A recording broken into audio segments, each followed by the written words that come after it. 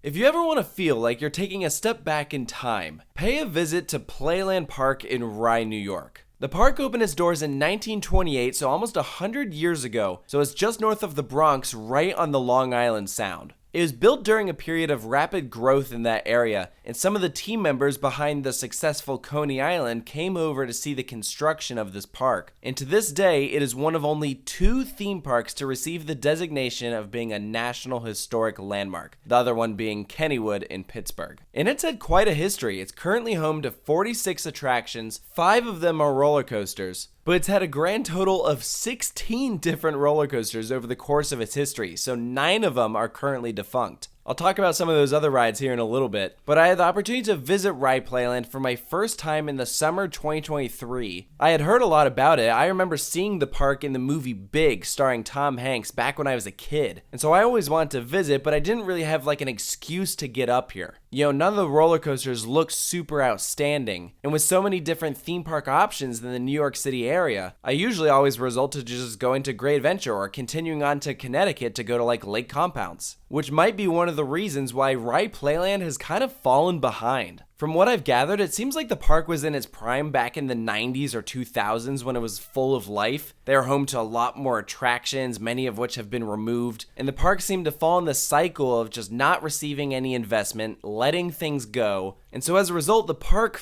feels old, but not necessarily in a good way. Like, it's to the point where everything is so outdated that it almost feels sketchy. It was clear upon visiting that the park had seen better days. I walked around for half a day, experienced many of their old classic attractions, got a feel for it, and walked away saying, wow, that place is charmingly ugly. Like, objectively, it is not the best looking park. But it's been around for so long and still has so many classics that it has a fundamentally different feel than other big theme parks in the area. There are 7 different rides at Playland that date back to the original opening of the park back in the late 20s. It is so impressive that those things are still around. And an attraction like Dragon seems very well taken care of. But I wish some of that love would go to other areas of the park. It is amazing what a fresh coat of paint could do. I think Rye Playland could return to being that great family destination for people in the area looking to get away for an afternoon, but in its current state, if I was a local, I know I'd be way quicker to visit one of those other parks, even if it meant driving a further distance. I question if the value is really worth it. While they do offer season passes that you can get, if you just want a regular rides wristband for the day, it's going to be $40. $30 if you're a Westchester resident. But it just doesn't compare when you have a place like Six Flags Great Adventure that is often underselling their value and is selling entry tickets for about the same price. And the difference is, beyond the obvious of one having big roller coasters and the other not, is that Great Adventure is receiving constant investment. Rye Playland is owned by Westchester County. In other words, it's government owned. And I think that's why the park isn't in the best shape and hasn't really received anything recently. Now, the good news is that in 2016, they fell into new management. It's a group called Standard Amusements. They operate the park, even though Westchester County still owns the park. But as part of that agreement, they agreed to invest millions and millions of dollars over a 30-year operational period.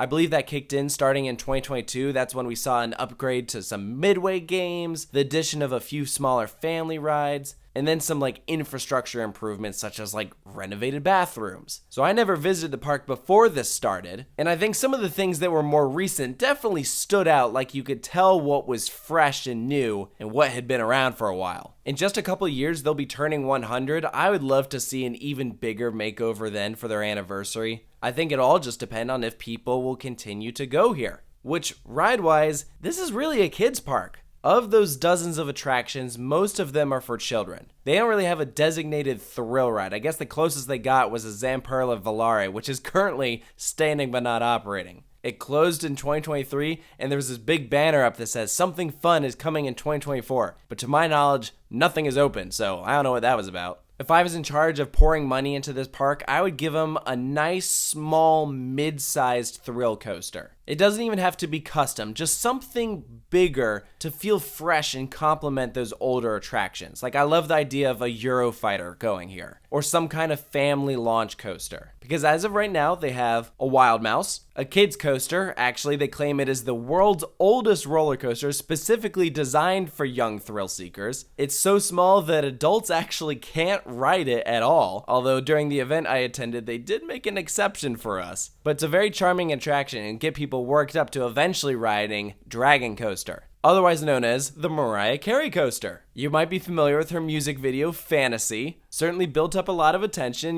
This ride has been around for a long time. It was built by the same people that did the Big Dipper coasters at Belmont Park in San Diego and the Santa Cruz Beach Boardwalk, although I do prefer both of those other rides over this one. This was really long, but there's just not much in terms of forces. There's really only one spot of airtime. If you're in the front row, it's when you're coming up into a turnaround. If you're in the back, it's on the first drop. But I think it's less about the ride having standout moments and more about just the ride being old and cool. It's got a manual brakes person to dispatch the train and slow it back down. It has this iconic dragon that you literally pass through. And the entire roller coaster is built over top of their old mill attractions, so they opened up at the same time because they're so tightly integrated. That's really cool. Although I gotta say, their old mill is a little strange. Probably one of the strangest dark rides I've ever done. It's just a bunch of scenes with trolls spread out over a really long time. But there's so many moments where it's just these dark tunnels where nothing is happening. I think it's because this was built during a period of time where the Tunnel of Love attractions were wildly popular for reasons that usually had nothing to do with the actual ride itself. But at this point in time, there's not very many left. I know Kennywood has one too, but I think this one is a lot better. But at the moment, it is kind of a sad and lackluster coaster lineup, especially considering the amount of roller coasters they've had in their past. They used to have a Vekoma Corkscrew, which actually still operates to this day at Parque Diversiones in Costa Rica. It is called Boca Raca. It also used to operate at Knoebels, funny enough. They used to house the relocated Schwarzkopf Wildcat from Busch Gardens Williamsburg. It was here for 7 years before eventually making its way down to Adventure Park USA in Maryland. It is still there to this day. And they had this old wooden roller coaster called Airplane Coaster that was demolished in 1957, and it seems like that was their thrill ride. It looked really, really cool, and a lot of the land that it took up is still available. That's why I say I hope we see something new there in the future, because at this point in time, the last roller coaster they built was in 2003. So over 20 years ago. Not ideal, but luckily they do have a decent collection of other family attractions. This includes Derby Racer. It's one of only 3 in the world, the others being at Cedar Point and Blackpool Pleasure Beach. It's a different take on a carousel and it's so fun. This one doesn't race back and forth like the one at Cedar Point, so I still like that one better, but this is still very cool. Absolutely do it when you come here. They have a whip, which is such a fun ride. Very cool design. Again, super old school. They have a tiny little SNS double shot. That's cute. Zombie Castle is their old school dark ride. Some pretty dark scenes in there, but certainly odd pacing where it'll be really quiet and then randomly there'll be these huge loud noises and sound effects and screaming, and they'll go back to being like really quiet. Maybe they just do it to build anticipation, I'm not sure. They also have a log flume, a shoot the chutes, and a mirror maze. That one wasn't very good in my opinion. If they're updating different areas of the park, this is something I think they should look at. It wasn't very atmospheric. These things always have a lot of potential, and this was literally just a bunch of mirrors in a silent room. So we'll see if they put some attention in that next. So overall, not a bad low collection of attractions. But to just wrap things up,